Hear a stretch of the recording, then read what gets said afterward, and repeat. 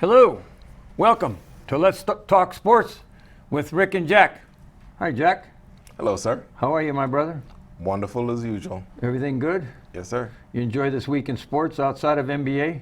Yeah. You know, by the way, thank you all for watching our NBA show that we're doing now. That's a lot of fun, and thank you for liking that and joining us and watching us at all the social media sites, including Roku TV. But this is our sports show, and a lot going on in sports, things that aren't NBA, other things that we talk about other than NBA. Watch our NBA show for that.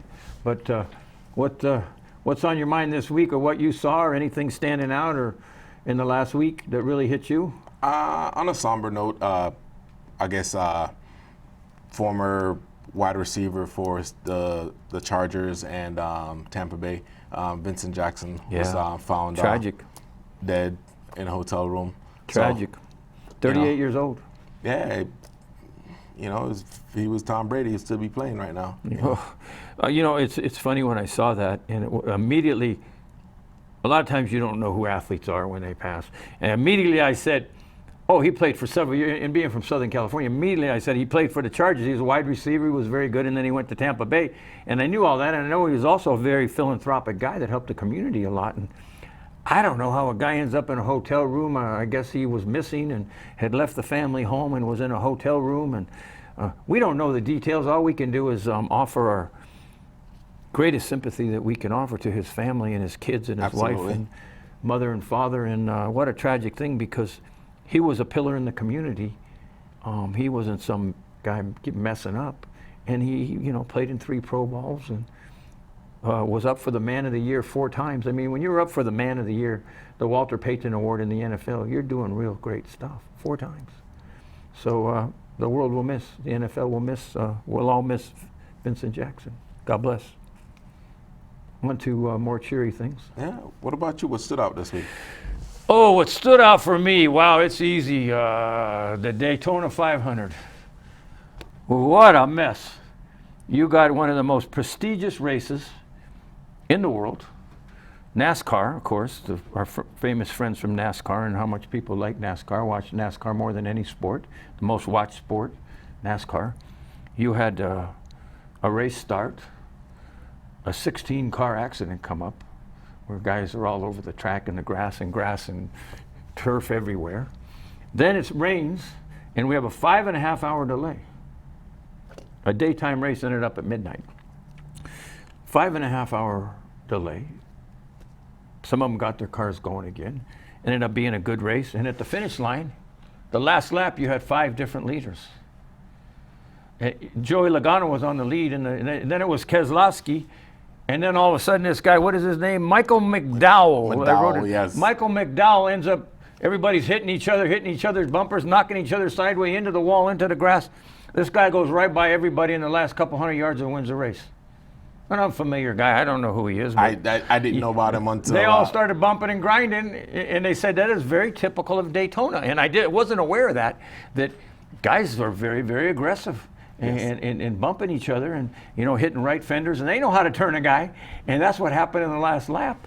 And they say 5 different leaders in the last lap, and this guy sneaks through there because his car didn't hit the wall and go sideways. And man, wild west. It wasn't in the west, it was in the east, but Florida. But man, wow, that's what stood out in my mind. What a way to be in the early part of the NASCAR season and that craziness. Anyways, congratulations to Michael McDowell. I don't know him, but he's holding some good check right now. Yeah. He's holding a good check right now. Can you imagine you bet on him to? Oh my God! Yeah, if you bet that, the odds on him. I enjoy NASCAR, but I don't know who he is. But congratulations! But that stood out in my mind. How about you? For me, it was tennis. I watched some tennis this weekend. I was actually watching Serena, and as these athletes get older, you think that basically it's slower. I guess it's consider them they'll be more smart. But man, she was out there playing some defense, and a couple of the She's playing well right now. I've seen her run in and just all over the court, and she ended up winning 2-1 on. She dropped the middle set, but hey, kudos to her. You know, at this age, you see these athletes. They're you know, at her age back in the days, you know, she should have been retired, but she's going strong. They got her as a number 10 in this tournament. Yeah. She beat 7 and on to the quarterfinals. But, you know, talking about that, first of all, you know, kudos to them for trying to do this tournament and with COVID and being safe. And first of all, they had people in the stands, and now for a 5-day moratorium, nobody's in the stands, so there's no cheering or anything there. But who stood out to me is Osaka. She's, you know, going to the semifinals. She wins that quarterfinal match in straight sets. And an interesting statistic, in her career, she's been in 10 quarterfinal matches. 10 quarterfinal matches. She's never lost. One time in a quarterfinal. I mean, that's compelling. There's an athlete that's going for it. Now, has lost in the semifinals and the finals, but there's an athlete that's putting himself in a position to be in the Final Four 10 times in a row, has not lost, 10-0 in quarterfinal matches. She's playing really well. She's going to be now. a force. She's ready. I hope her and Serena play. If they both win their quarterfinal, they should meet in the semis. Oh, I can't wait. I'll be on it no matter what time it is, because I love that competitiveness. That's a game of a couple of beasts that will compete. So that's great. How about on the men's side? Anybody sticking out at the Australian Open? Who are you liking? Is it Joke? I always mess his name up. Jokic? Jokic? Yeah. I was watching today. He got hurt, right? He hurt a muscle in his side or something. He was, yes, I believe so. Did he win today? No, the one I was talking about was he basically dropped the set, and then he broke his racket. He got pissed off and broke his racket, and you know, it's just like you don't understand what these players are going through. Yeah. And then sometimes that emotion comes through, and you're like, oh my gosh, yes, they are human, because you know that's. Oh, they get mad. Nadal's playing very well. Rafael Nadal, and the thing about him is he's generally best on clay. He very rarely loses on the clay courts. But you know, this isn't clay at this particular tournament. But he's playing very well, and I think they're going to play each other. But I like Nadal's chances to win it all this particular Australian Open. But it's fun to watch. It's fun to watch. So that's one of the sporting events I would actually love to go to. Oh, it'd be fun. I would like to go to, you know, they're doing a lot of advertising about Melbourne and the various things you can do there. It looks like a great city. I always felt that I never really had a desire to go to Australia. Nothing was compelling to me. There's so many other places in the world. And I've been watching these advertisements about Melbourne, and I'm like, I got to go. So they hooked you then? They hooked me, and they did a good job of advertising. That's what they're supposed to do, and that's why they're on the network there and, you know, paying for those spots. Yeah, they did. I think I'd like to go to Melbourne. That would be a lot of fun. But, you know, we got a couple more. I think it ends on the 21st, so we're getting close on that tournament. We got a few more games left on both sides. Very competitive. Some good players. And how are we doing with college basketball? Let's start with women. Anybody gonna challenge UConn this year? Yeah, you know what? I did like how South Carolina put it to them last night. They really had a chance to win that game. It went into overtime, yeah. and I told you about that. When it comes to South Carolina, I like to. They're well coached. I'll bet on any South Carolina team because I know they're going to cover, or they're probably upset. And they were so close; they could have won that, going into overtime. They missed a bunch of shots at the end of the game. And that freshman for UConn is something. I mean, they took over, but UConn's loaded. They're getting better every week. They're well coached.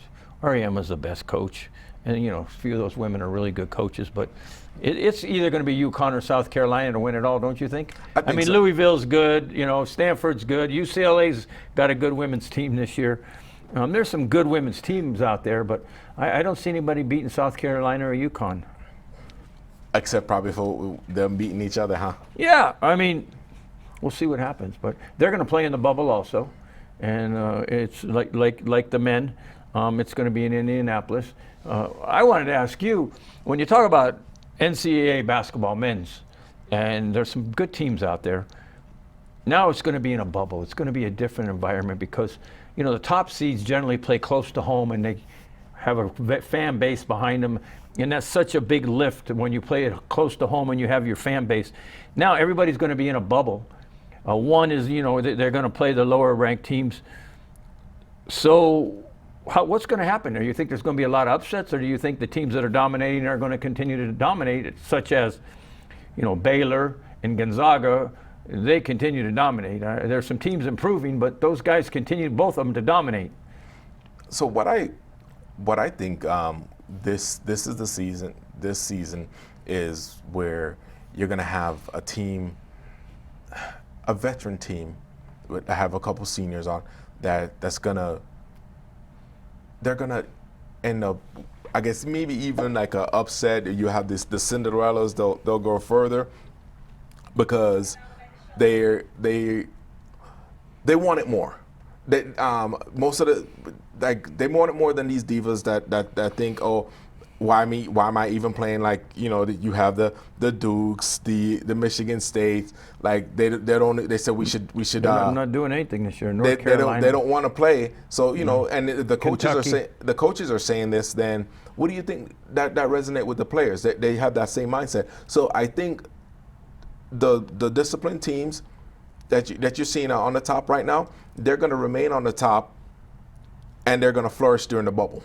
Yeah, there's, you know, the Big Ten is really good, and the Big 12 are really good. I mean, like in the Big Ten, Ohio State, Michigan, those guys are playing good ball. And then you've got, of course, Baylor and Texas Tech and West Virginia. Kansas isn't playing so well this year again. A lot of top teams aren't playing well. I don't know if the coaches aren't into it. They don't. I don't know what it is, but so many of the top teams that you expect to be in the top 10. I think it's the divas. They're not there this year. On the team that did, you know, the protocols that they have to go through. You know, I'm a star. Why can't I go hang out with my friends? Blah blah blah, all this stuff. Or why do I need to have a Q-tip of my nostril on a daily basis? Yeah. They don't want to do the things that's necessary to make sure that they're playing, and, you know, they're divas. Yeah, it's going to be interesting. The teams that, like you say, have the maturity and really are there focused to win. They're in the bubble, and we saw it in the NBA. Certain teams handle it mentally so well. Teams like a Boston didn't handle it mentally well. Teams like a Milwaukee, they didn't handle the bubble very well in the NBA. It's going to be interesting. I think the top teams like a Gonzaga, like a Baylor, a lot of maturity on those teams, and they're going to do well. And who knows, they may play each other in the finals, but two really good teams. I've seen some, you know, good teams out there that, you know, don't get a lot of mention. In the top, USC Trojans of Southern California, they're playing very well. I watched them twice this weekend, but the Pac-12 is weak. I think they're going to be a number 4 seed, and that's going to be the highest seed from the Pac-12. I don't see the Pac-12 doing much. I think your winner's coming out of the Big 12 or the Pac or the Big 10. But it depends on where. I think it depends on where you say that they might get a number 4 seed, but you never know. This is, you know, if they're mature enough, they can actually make a good run. Yeah. Well, I hope so. I mean, I've been a fan my whole life of, you know, Southern California sports. So I've been able to watch them. They've only lost 3 games. They're pretty good. But Baylor, teams like Baylor, Gonzaga, playing really, really good ball. Ohio State, I mean, Oklahoma is a team that's coming around, was not playing well earlier. They're playing really good right now. Kruger, old UNLV coach. Yeah, great coach. He's not that well known. And, you know, I see him out there. He's well known in this city. Other than that, I mean, he's been in Oklahoma for a while. It's been a long time since he was. UNLV has been, wow, they can't even find a good coach at UNLV. Let's not get on UNLV sports, please. Please, let's not get on you, folks. If you follow UNLV sports, God bless you. You're a good citizen of Nevada, because it's particularly Las Vegas area, because there's some other good teams in Nevada that aren't UNLV. All I'm saying is, you know, continue to watch them, support them. That basketball team this year with a new coach, my goodness, can't they get any better players? That football team with the new coach, you know, they said Tony Sanchez wasn't the man. Well, the man they brought in for football this year wasn't the man either. Anyways, it'll be UNLV sports. Please. Good thing Please. Good thing there's pro sports here. Otherwise, It's great. Well, WNBA is the team here is just great. The Aces are great. They got the Naja. They got that MVP over here, and it's very, very talented team, and they went far in the playoffs. But it's going to be fun. What's I'm interested in is the men's NCAA tournament. They're talking about your conference tournament prior to the tournament. A lot of teams are opting out of the conference tournament because they don't want to risk getting COVID and not being able to go to the big dance. But do you blame them? No, but it's like, so how is that going to affect final rankings? Because normally, and what's going to happen? If you win, or so they're now they're automatically going to give the conference winner. They're just going to say yes, you win the conference. They're not even because I don't know what's going to happen. A lot of teams are opting out of the conference. But playoffs. then you give and I can't blame them because why would you take that risk to come to Vegas? Because then you can get COVID, and then you win the tournament and you find out 3 guys or 4 guys got COVID and you can't go to Indianapolis for the championship. Because maybe a team like a UNLV can win their conference championship, and actually that's their bid of going to the tournament, where otherwise they wouldn't have. So now you would give, say the Mountain West right now that they're in, you'd give them an additional team in the bubble. So it's like do your job, wash your hands, don't socialize with people that you don't play with. Yeah. Simple. How easy or tough is it to come to Las Vegas and follow protocol? I live here and I follow it. You do. But you're not a 19-year-old young buck with raging hormones. Women sending you texts while you're in Las Vegas and saying, "Come out tonight."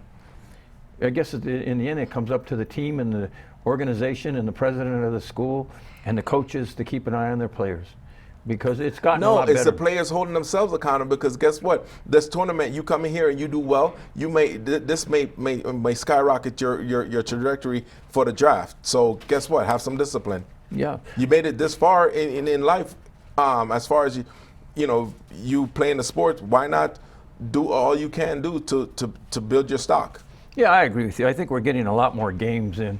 There doesn't seem to be as many games canceled or changed. But so I think people are paying attention. And in the statistics across the country with vaccines and so forth happening, it's getting a lot better. Hospitals are less full, and the stats are going down. So let's hope that continues. And the main thing is let's get fans back in. Let's get fans back in stadiums, man. That's the thing. I give so much credit to ball players in the NBA. They're so used to 17,000 fans, and they're playing in front of the crickets. It's you can actually hear the you can hear the conversation on out the floor. there. Yes, and sometimes it's really, really funny. But a guy who is so famous for that is Montrezl Harrell. That guy is always talking out there. Patrick Beverly, those guys are always talking and screaming. And it's so fun to watch them. And sometimes you'll see an exchange. Saw an exchange at a couple players at the free throw line, and they were cussing at each other. And the announcers were like, "Did you hear that?" It was like, so that part's kind of fun. It was kind of fun in the NFL when you could actually hear the quarterbacks calling out the signals. That was really fun. Well, because it feels like on the playground. Playground ball. So that's why I like it now. It's quiet. You can actually hear. You can hear them. It's cool. I like it. Obviously, would I rather be at the game? Yes, absolutely. Yeah. Well, let's continue to enjoy it and see what happens with these men's and women's tournament. It's coming up soon. It'll be fun, and of course. So that means we're going to have brackets. Oh, we're definitely going to have a March Madness show for men and women, and we're going to have brackets and bracketology, as they call it, and we're going to come up with our predictions, and we're going to fill out brackets and talk about it. We'll probably have a couple more shows during those weeks, but I'm looking forward to March Madness. I'm looking forward to the NFL draft in April. Those are things that are going to be fun for us. But anything you want to finish with today? Anything else that's on your mind related to sports? No, that's just it right now. We have actually, yeah. What's your feel on say like not Jackson, the quarterback in Houston, wanted to leave? Watson, Deshaun Watson. What, like? You know, I really, we need to dedicate a whole show to quarterbacks and the movement. Not only Watson, Wentz is going to be moved. You know, if things don't work out in Seattle, Russell Wilson is. If they don't let him have a say in who they're going to draft and who they're going to bring in for linemen for him, he's been hit too much. He's talking about wanting to leave. You know, the things had happen with Detroit and the Rams. You know, what's going to happen in Washington with quarterbacks. You know. There's a lot of movement. There's a lot of movement in the NFL with quarterbacks, and it's really going to affect next year. But, you know, Watson's got his reasons. I don't know them. I really don't want to know them. I would hate to see him leave Houston. I think he's got a stronghold there, and he's a great quarterback. But, you know, there's bad trends there. It's bad trends. We could do a whole show on the city of Houston, sports, what's happening in baseball, basketball, and football. Major stars have all left in every sport. And I mean, you know, the best baseball player in Houston got moved on to Toronto. So, I mean, What, Houston, we have a problem? yeah, Houston, we have a problem. Anyways, thanks for tuning in. We got a lot of things to talk about. I need about 7 sports shows here. We really do, don't we? We got NBA going now, and please watch that show. We got a betting show about NBA coming up, and just a lot of fun stuff. We love our sports. We love the fact that you watch. Continue to like us. Continue to join with us. Continue to share with your friends. Watch us at Roku TV, YouTube, WWDBTV. We're at all those social media sites. We enjoy it. We enjoy talking about sports. If you have any suggestions of what we can do better here, what you'd like to see us talk about more, whether it be UFC or boxing or things you'd like to see more of, you know, we have a basic 25-minute show every week, and it goes quickly because we enjoy sports so much. But I know you want to say a few things before we leave and thank our audience for being great followers of our shows. Yeah, it's like last week you guys showed up, and you know, you guys increased our numbers, and it's like thank you. Double our numbers. And then let's keep it going. You know, we have tons of information, and by you know, liking and hitting that notification button, it keeps us doing this on a weekly basis. Perfectly put. Thanks for watching us. Thanks for following us. We have a lot of fun here, a lot more to talk about. It's getting to be a very interesting time of year, and you know, we got golf going, so there's so many things we could talk about on these shows, but we try to pare it down every week and talk about some specific things. So continue to watch. Thanks for tuning in. See you soon. God bless.